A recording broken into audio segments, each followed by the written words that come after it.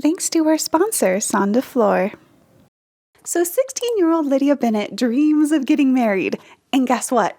George Wickham wants to elope with her, which is so amazing because then they can be married and go to Gretna Green, Scotland and have a romantic elopement there. But exactly why do they need to go to Scotland to get married? What were the Regency era marriage laws? And more importantly, what was the Georgian era drama behind them? Because guys, there was some gossip there. If you want to learn all about that, then definitely stay tuned for today's video. My name is Ellie Dashwood, and this is my channel where we talk about history and literature. If you like either of those things, please subscribe. So to really understand this, we need to rewind a bit and understand marriage under English common law, which was generally viewed as an agreement between a consenting husband and wife as long as they were able to marry according to 3 qualifications. So first of all, were they eligible to marry each other? Bigamy was illegal, so they couldn't be married to anybody else, and they also could not be related according to the Mosaic law in the Bible, which outlawed things like marrying your aunt or uncle, but you could in fact marry your first cousin, and that's why we see first cousin marriages in Jane Austen's novels. Then, the second question that was very important is, were you able to consent to the marriage? First of all, age. The age of consent was 14 years old for boys and 12 years old for girls. Now, technically, couples younger than that could get married, but when they reached those ages of consent, they could decide if they wanted to stay married or not. So, for example, if you married off your 10-year-old daughter, when she hit 12, she could now be like, you know what, I'm done with this marriage, and that would legally let her out of it. And that takes us to the second part of consent, is that the people had to actually consent.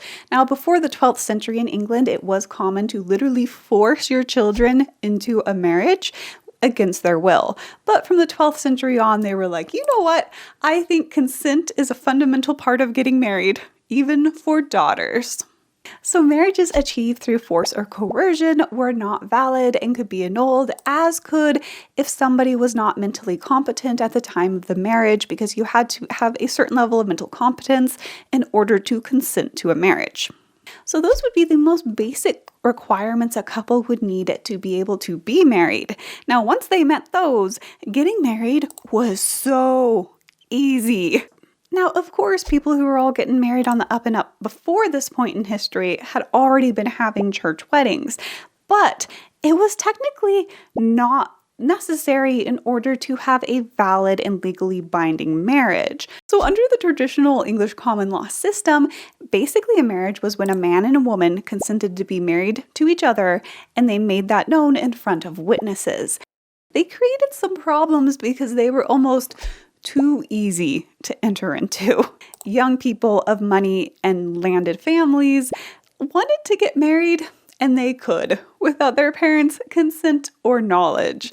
And so basically, if you were a parent with, say, a 16-year-old daughter like Lydia, who fell in love and she just needs to get married, she doesn't have to run away to Scotland at this point in history. She could literally sneak out of her bedroom window at 1 a.m. with her maid and meet up in the garden with her lover and his friend, and they could just do incredibly simple vows. So for example, in the 16th century, here were some wedding vows that one couple used. So joining hands, the husband said, "I do here now take you to my wife, and I do give you my faith and troth." And then the bride answered, "Here I do likewise give you my faith and troth, and do promise to be your wife." And now, my friends, they were married. And as we see in this example, yeah, there needed to be witnesses to the fact you were married, but you only needed 2 of them, and it would be relatively easy for people to round up a couple of their friends who'd be willing to witness their secret wedding. Now, of course, all these clandestine marriages were a serious issue in English society, because not only did you have teenagers eloping, you also had people practicing bigamy, because you could be secretly married to multiple people at the same time. Again, it was open for frauds and other abuses, and yeah, it was just generally a problem. So of course, as the centuries went by, English society decided to stop making it optional to follow the rules. They started saying you need a clergyman to be married. You have to get married in a church, publish bans, get a license, register it, do all these other requirements to have a legal marriage. But the problem arose was because no matter how many legal requirements they put on the marriage ceremony itself, they never changed the actual definition of what made a valid marriage in the eyes of the law. So it created this weird situation in law by the 1730s and 40s and 50s that someone could be validly married even if their wedding was not legal. So basically, some couple that did it the right way and had the clergyman in the church with the license, their marriage was both valid and legal. Their marriage is binding under law till death do they part, and they get a pat on the back for doing it all the correct way. Meanwhile, if a couple wanted to, do the elopement in the backyard at night when they're 16 because it's just so romantic, they were validly married under the eyes of the law. That marriage was till death do us part. Nothing could separate them. However, because they did not follow all the rules, their wedding was illegal, and technically the church could give them a reprimand, maybe a fine, but they were still 100% married. Do you see the problem here? Because again, if you have a child in this era that's the equivalent of Lydia Bennet, do you think she's going to care that the church is going to reprimand her about her marriage? No. As long as she's married to her Wickham, they don't care. And thereby, you still just have a tremendous amount of people having these clandestine connections, because even if they get a slap on the wrist later, they're still married and there's nothing anybody can do about it. However, one big change that had taken place by the 1730s and 40s and 50s is that the English church had drilled it so much into people that you need a clergyman for this sacred union to be valid that they would often get a clergyman for their secret clandestine connections, right? They would be like, hey, clergyman, I know it's technically against the rules, but do you want to come secretly marry us? We'll pay you some money. And you had lots of clergymen willing to do that. So much so that the church had to start regulating that. If you've seen my video on clergymen, then you know about church livings. And one of the things was hey, we're going to take away your church living money for a few years if you start marrying people illegally. And then when that didn't work, they started fining them £100 if they married people illegally. And then when that didn't work, they started fining them £100 per couple. And also they would be responsible, if they hired a poor curate to do the illegal marriages for them, the guy hiring the curate still getting fined this £100. They were really trying to put an end to these secret marriages. So over time, it did become harder and harder to find these priests who would be willing to risk it all by marrying you in a secret clandestine wedding. So, you know what couples needed to do? They needed to find priests somewhere that had nothing to lose and everything to gain by doing secret weddings. And you know where they found those? Prison. But first, a word from our sponsor. Do you ever wish you lived in a fairy tale? Then definitely check out our sponsor, Sonde Fleur. Their classic styles make me feel like a storybook character wandering around my own little world. This dress is from their new spring and summer collection, ethically made from OEKO Tech certified linen, and has pockets. It also passed my rigorous twirl testing. I twirled so much in this dress, guys.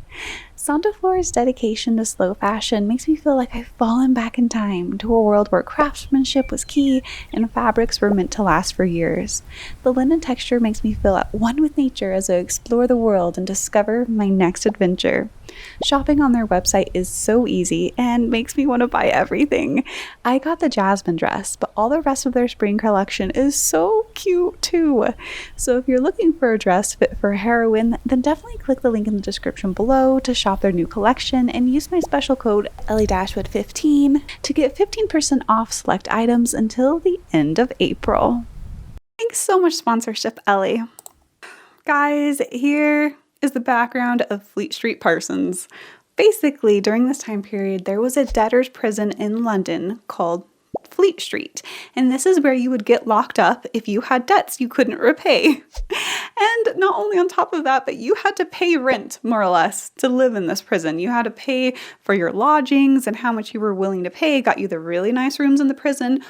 Or if you were able to pay enough, you could actually live in the neighborhood immediately around the prison, called the prison's rule. Basically, as long as you stayed within like the certain little neighborhood boundary of London, you would have to live in the prison itself.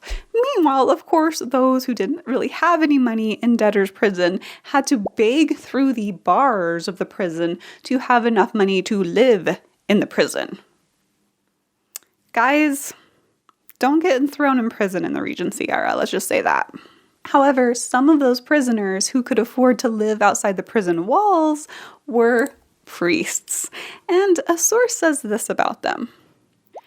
These fleet parsons were generally prisoners enjoying the rules of the fleet and had neither liberty, money, nor credit to lose by any proceedings the bishop might institute against them. Basically, it was like, okay, like, bishop, you're gonna charge me or fine me or prosecute me for whatever if I do these illegal marriages? I'm already in prison. Yeah, that was the general overall vibe there. And of course, these guys would be making enough money off of these secret marriages they're performing to be able to afford to live outside the prison. And, some of them made bank off of couples coming specifically to Fleet Street prison neighborhood in order to get married, right? And it became the elopement capital of England and especially London. Hundreds of marriages were going down per parson per year. And again, these marriages were legally binding because, again, they technically didn't even need these prisoner priests. They could do it themselves. However, it was just in their mind, right? Like, to have a real legit marriage, you need a clergyman there. And because they had that in their mind, that's why they would go there and pay these guys to do something they could have technically done themselves. So it is the summer of 1753, and say you want to elope to Fleet Street. Let us see what it would have actually been like. So here is an imaginary tale that a Victorian writer wrote about back in the day when they would elope to Fleet Street. However, it is very representative of other sources I saw of what it was like during the time period. This is what it says. In the summer of 1753, a young lady at Ranelagh Gardens in London became acquainted with a handsome young gentleman. They danced together on another day. They met at the same place and danced again. Summer love at Ranelagh Gardens. So if you have seen my video on the Regency era marriage season, you know Ranelagh was a pleasure garden, which you would stroll through with your friends, meet new people. But one of its main dangers was the fact that you didn't know everyone you were meeting, right? Anyway, you could meet some pretty shady characters at Ranelagh Gardens, but at the same time, it was exciting. And you could walk around at night with your friends and see cute guys and be like, ooh. It was, the place to go during the marriage season. And this young lady has met a handsome young man, but is it all that it seems? He was a very handsome young fellow, and the lady was beautiful and wealthy, as well as high-born. Her lover, however, was a notorious highwayman, Jack Freeland by name, with many other aliases. See? Ranelagh is so dangerous. What if you fall in love with a highwayman? Of course, a highwayman was someone who would rob someone on the highway. But here's a fun fact for you. What distinguishes a highwayman is that he's able to rob you on horseback. So he can chase after carriages and stuff, but he has a horse, which is actually a step up from footpads, which is just people who would rob you on the highway, but on foot. I mean, it'd be kind of embarrassing to get robbed on foot on the highway if you were in a carriage. I guess if you were walking on the highway, it wouldn't be. However, at least the guy does have a horse. He's a step up on the highwayman robbing ladder. So he has that going for him. He, professing to be a gentleman of fortune, proposed marriage, to which she assented. From reasons suggested about family objections on both sides, they agreed to repair to the Fleet to be wedded. Okay, so again, it's only the summer of 1753, meaning that they don't have to run away to Scotland like Lydia does later. They can get married right in the middle of London if they just go to Fleet Street, meet up with one of these prisoners. So that's what they do. But what was that like? At the bottom of Fleet Street in London, matrimonial visitors in that day entered the region of touters, who accosted couples with such addresses as, "Married, sir? Wish to be married, madam?" And the rival touters who asserted, "His parson be no good, only a cove what made shoes. Get married with mine. Mine is a regular ordained person." Perhaps a third asserted, "Them fellows parsons be no good. Get married respectable. Show you in no time to a real Oxford and Cambridge professor." So basically, once you entered the Fleet Street area where these prisoners were marrying people, they all had set up shop in like the back rooms of little taverns or in their personal lodgings they were able to take out. And they had hired people who would go out and just like harass passerby, basically being like, "Hey, you want to get married? Like, my guy's the best." And I think it's fascinating how they're all arguing over whether the person they represent is actually the real person or is actually legitimate. Because, of course, some other prisoners in Fleet Street Prison were like, "Hey, they're making bank off of these weddings. I may as well tell people I'm a parson too. I mean, it's just as legally okay for me to marry them as these guys, because these guys aren't doing it the right way anyway, and they don't even need me anyway." So, like, the other prisoners could just be like, "Yeah, I'm a parson too." Following those persons up narrow passages in Ludgate Hill, the couples were married for such fees as private bargain regulated, in dingy upstairs rooms of taverns, or going into the Fleet Prison, were united there by clerical prisoners who found the place too lucrative and pleasant as a lodging to make them anxious about paying their debts to get out. The young lady and her gallant highwayman were conducted to Fleet Prison. Also, the prices were negotiable. Some guys would be like, "Okay, buy me a pint of beer because you look poor and I'll do it." Meanwhile, here it also says that they actually went into the prison, which was another option. Some guys were not so willing to go outside the prison, live in the neighborhood, and pay higher prices probably for rent out there. And so they just stayed in the prison and had people come into their prison rooms to marry them. Now, technically, there was a chapel within Fleet Street Prison, which in the earlier days, people had used for these secret weddings. But once the warden started getting in trouble for letting them, then that sort of died away. And they got married in their private rooms or their lodgings or taverns or other less ideal places. So what would a marriage ceremony have been like? Well, it probably would have been based off of the English Book of Common Prayer marriage ceremony that is what we see at the end of Pride and Prejudice 1995. Would the guy have gone through the whole long speech? I really doubt it. And then also they might try to extort more money, kind of like upgrade fees. So for example, they'd be like, "Okay, we'll give you this rate for the marriage, but if you want me to write it in my register, you might have to pay up some more now." Now, who would be getting married at Fleet Street Prison? All different ranks of society. You had the ultra-rich children of nobility going there because they know their families will not approve. And you also even had the lower levels of society going there, and the very poor, and even those who maybe have rushed marital relations a bit too early, and now the bride is suffering from a case of big belly, as it was called in the time period. Case of a big belly. I don't know, like, I think that's like the most logical slang term for pregnancy that I've never heard before. I don't know why I find this so funny. However, it was considered more understandable for clergymen to marry a couple where the bride did have a case of a big belly in the time period, even if they didn't have time to get a license or read the banns, for obvious reasons. However, what about our young couple, the highwayman and his highborn lady? What happens to them next? But a gentleman happened to observe who knew both. To save the lady, he caused the robber bridegroom to be arrested and carried the tidings to her brother. So there's a happy ending to this cautionary tale. She does not get to go through with her Fleet Street wedding. But this story was specifically set in 1753 because that was the year finally passed the law that for them was going to end clandestine marriages forever. It is called an Act for the Better Preventing of Clandestine Marriage, also known as Lord Hardwicke's Marriage Act of 1753. So this Marriage Act was different from anything Parliament had passed before because it fundamentally redefined what created a valid marriage. Remember, we had the difference between a valid, legally binding marriage and a legal marriage that followed the rules and wouldn't get you a slap on the wrist from the church, right? Those were two different things.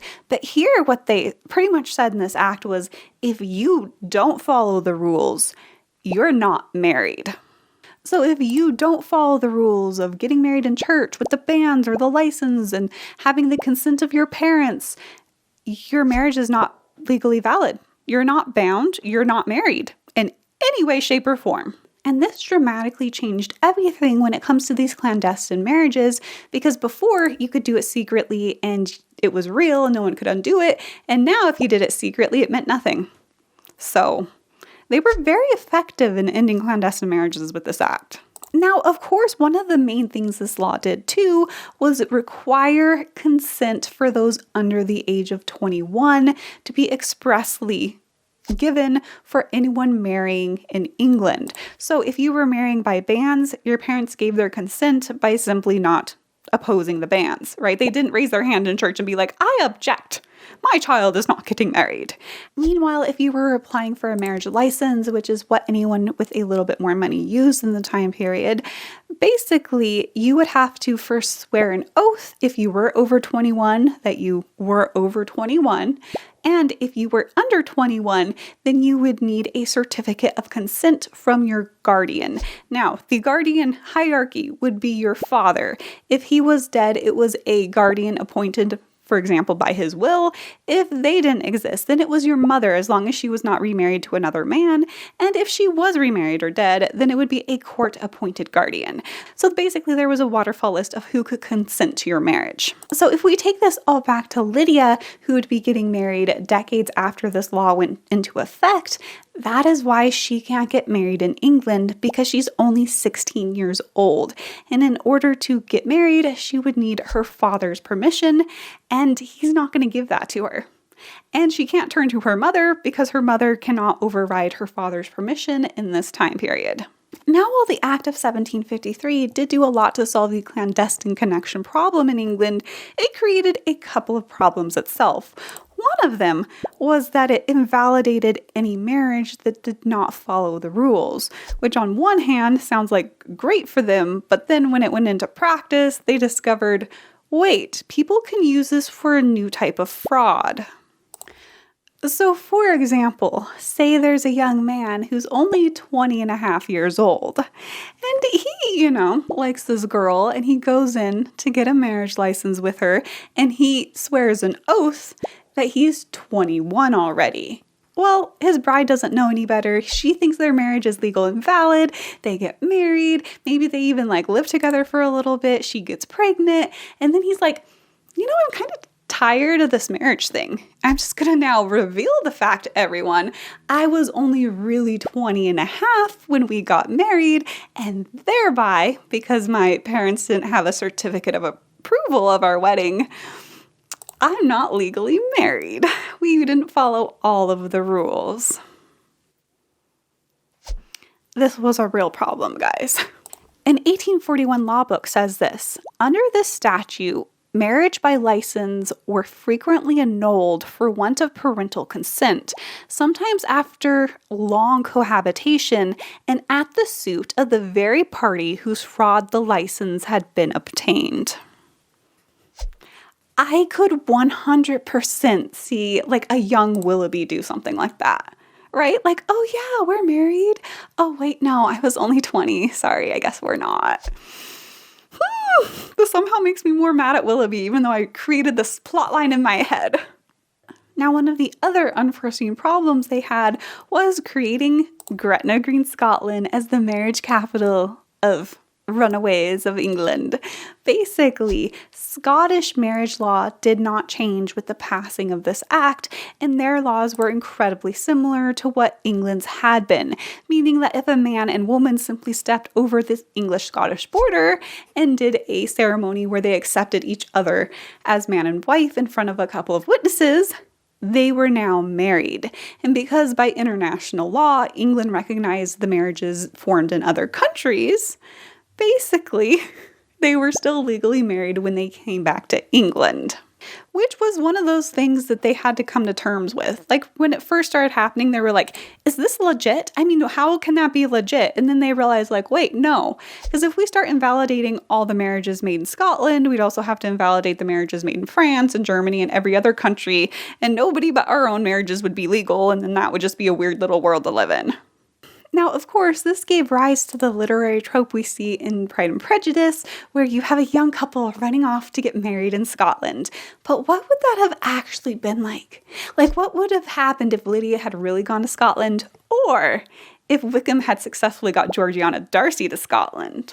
Well, if you want to learn all about that, then definitely subscribe, because it may be in an upcoming video. So why is Lydia Bennet running off to Scotland? Because they passed a law in 1753 outlawing Fleet Street marriages. Otherwise, she just could have gone to London and eloped. But alas, they're just ruining all the elopements. Let me know in the comments down below, would you have gone to Fleet Street? Or would you have just eloped in your own private ceremony at home? Let me know in the comments down below. And definitely remember to check out this video sponsor. Son de Flore's new spring and summer collection has so many cute styles to pick from. Definitely check them out using the link in the description below. And remember to use my coupon code to get 15% off select items through the end of the month. And as always, guys, keep being awesome, because you're awesome. Bye!